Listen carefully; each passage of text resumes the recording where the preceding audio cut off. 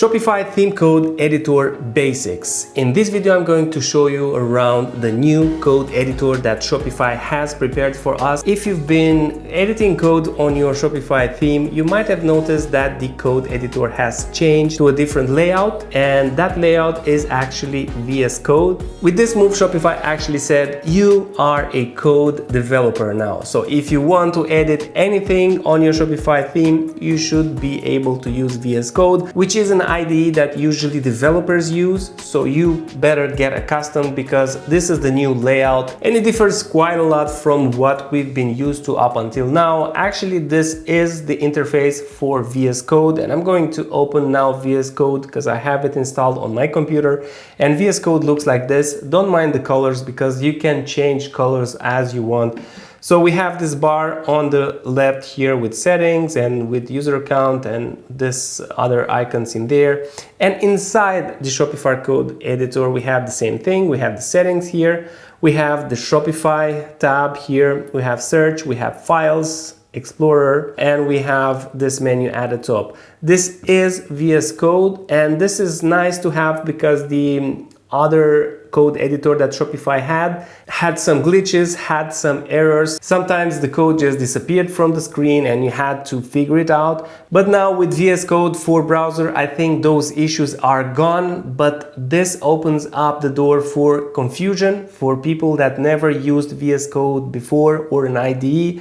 If you're a beginner and you used to edit code sometimes with the old code editor and you open this window up, this might make you confused, because now you are in code development world. This is an actual professional IDE code developers use. This doesn't have all the options, but you are close to what a code developer might use. And you have here a small guide that you can follow, but I'm gonna show you the basic things about this editor so that you don't get lost. So first of all, we're gonna have here on the left this bar. You're gonna go to this option here, go to themes, and then color theme, and you're gonna switch this to a darker theme so that you can make it look cooler. You can choose Monkai, for example, and everything went dark now.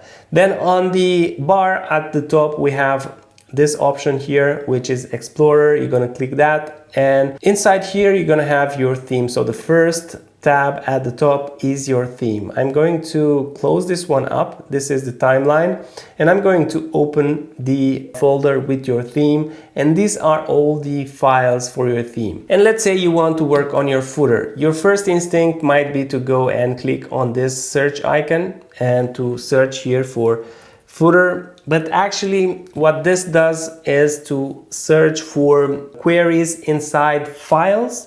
So you are searching for bits of code that are inside a file. In this case, we were looking for footer and we found mentions of this word inside other files. Like for example, we have a mention in the footer copyright file. We have a mention. So all of these that have arrows are files that have a mention of this word. So I know this is a bit confusing. If you actually want to find the footer.liquid file, you will have to go and press Command and P. You have it here.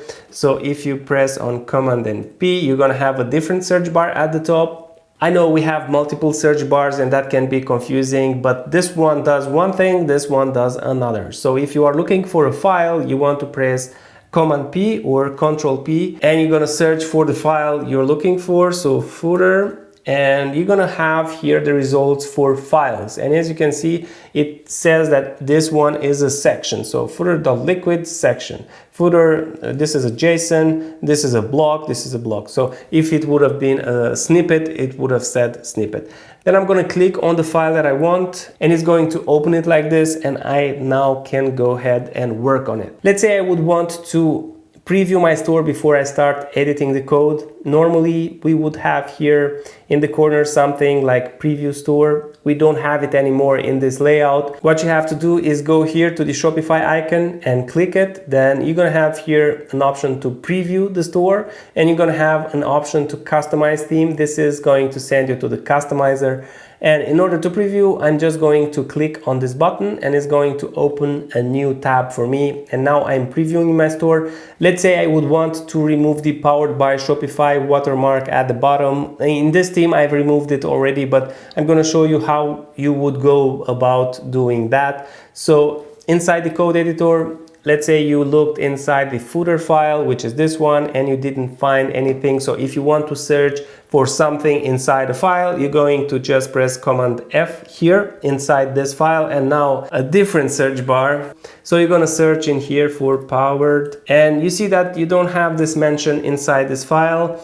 Now, if you want to find out where that Powered by Shopify mention is, you can go to this search bar, which searches inside files in all the files that you have in your theme. And you go in there and you search for powered. And as you can see, in the first result, we have a mention of this powered word, and it is in the footer minus copyright liquid block.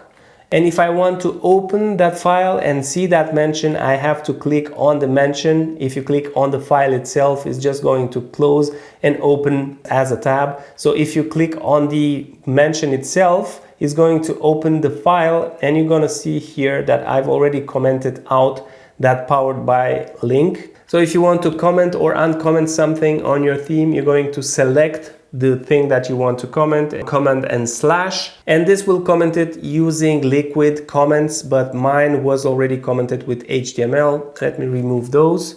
So I'm going to remove both the liquid comment and the HTML comment. And now if I save the file, and this is also a thing that you should get accustomed before, when you've done any changes to a file, the button for the code was turning from gray to blue, and you know that there is something unsaved there. Now you will have to take a look for this over here, the dot. So if the file has a dot next to it, that means that there are unsaved changes to that file. So if you see the dot there, you have to go ahead and save. And also I see that they have here notifications for errors, which are really nice. When I removed the liquid comment, it triggered this. Let me click retry, because now I removed the comment completely and there is no error anymore.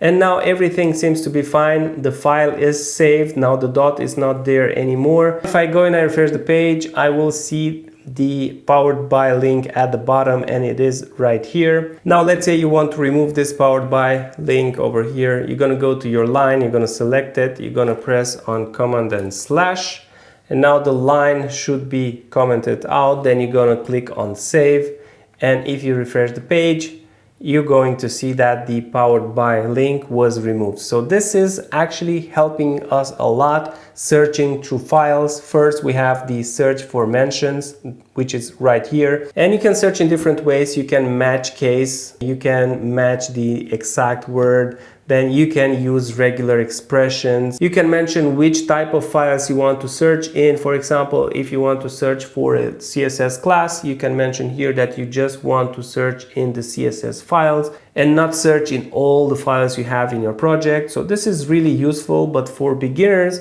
this might be a little bit too much. So if you are a beginner, the basics are you have your files over here. These are the files for your theme. You can close them up. If the tabs are closed, you will have your live theme at the top. You can open that up, and in that folder, you're going to have all the files of your theme. If, for example, you're looking for your theme.liquid, you can go at layout and look for theme.liquid. But if you don't know that the file is there, you can press Command P and you can search here for theme, and you're gonna see the theme.liquid as first result. You're gonna find other files as well. Maybe you're looking for something else with theme, but if you're looking for theme.liquid, you're gonna click on it right there and you're gonna have your theme.liquid shown like that. If you search for something specific inside the theme.liquid, all you have to do is go and press Command F. Let's say I search for the head of the document. I'm gonna have the head here starting, and then if I click on enter, it's gonna go on the next occurrence of that word. So this is the head closing tag and so on. Let's say we are looking for the closing of the body tag. I'm going to search in here /body, and it's gonna send me directly to the closing of the body tag. So this is kind of it. You're gonna have the files in here. These are the folders.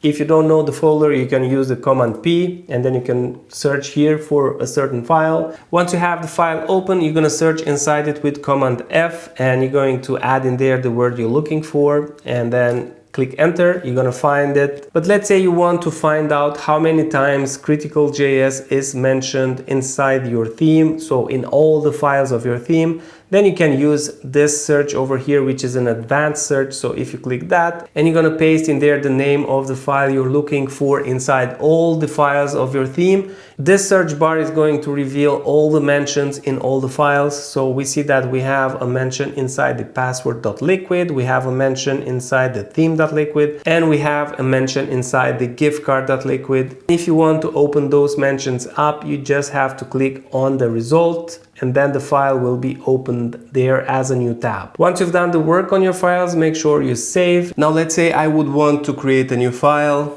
All I have to do is go here back to files and go to the folder I want to create the file in, because we have all these folders. So if we want to create a new section, we would create the new file inside the section folder.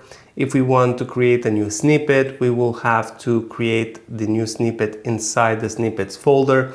And we would have also to know what extension the file we want to create should have. For snippets, sections, and so on, we would need to use the liquid extension.liquid. And for assets, if I go inside the assets folder, we're gonna have JS, we're gonna have CSS and all sorts of other extensions. And we would need to know the file extension because before we had a guide when creating files. Now we don't have that guide. We just go to the folder that we want to create the file in. Like for example, if we want to create a new JS file, and we're gonna click right and we're gonna say new file, we're gonna select this option over here and we just have to say the name of the file. Let's say new functionality.js, and that's it. You can actually add here what you want. You can add txt, you can add whatever you want. Before in some other folders you were not able to create files with certain extensions. If I try to add a JS file, for example, inside this section, that should not work, but let's see if it does. So new file,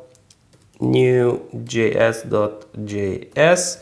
And if this gets saved, then yeah, it got added to the folder. This should not happen because this folder only should take liquid and JSON files. And I see here that there is an error explaining that this is not a good extension for this folder and everything should have the .liquid extension there. But let's see if the file stays in there. If I refresh the page, if I go inside the section folder, the file is not there, so it got removed. But this might be confusing. You can just generate it, you can see it there, and maybe you think that was saved and then it gets removed. I think this should be blocked from happening. Anyway, let's say you want to create a new section. You're gonna go to that folder, to the sections folder. You're gonna right click on it and you're gonna click on new file. You're gonna name your section, so new section.liquid, because this is the file type that is required. You can also add JSON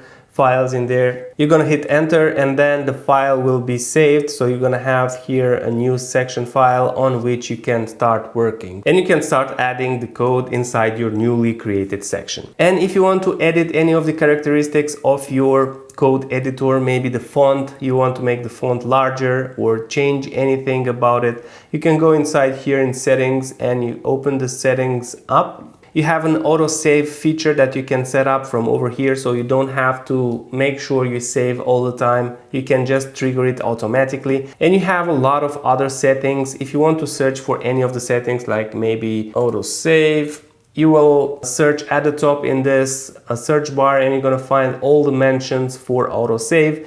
You can search online for VS Code setup and you're gonna find an explanation for everything that you have in here. Then if you want to preview the store, you're gonna go to this Shopify icon over here, go to preview store, and the store will show up. Then if you want to go to the customizer, you have here the option, click on customize theme, and you're going to be sent to the shop's customizer. Also from here, you can go back to the admin. So this is the actual Shopify dashboard. This has all sorts of benefits, like for example, if you go here and you select something, then you hover over it, you're going to have some documentation opening up. You can go ahead and open the links and then read about what you're working on. As far as I understand, not everyone has the code editor yet, but I see it on all my stores, so I'm pretty sure that everyone will get it soon. Let me know what you think about it. Again, a great upgrade in my point of view. With an AI assistant would be even better. If you want to learn more about Shopify, I think you'll be interested in seeing this video next. Click it and I'll see you there.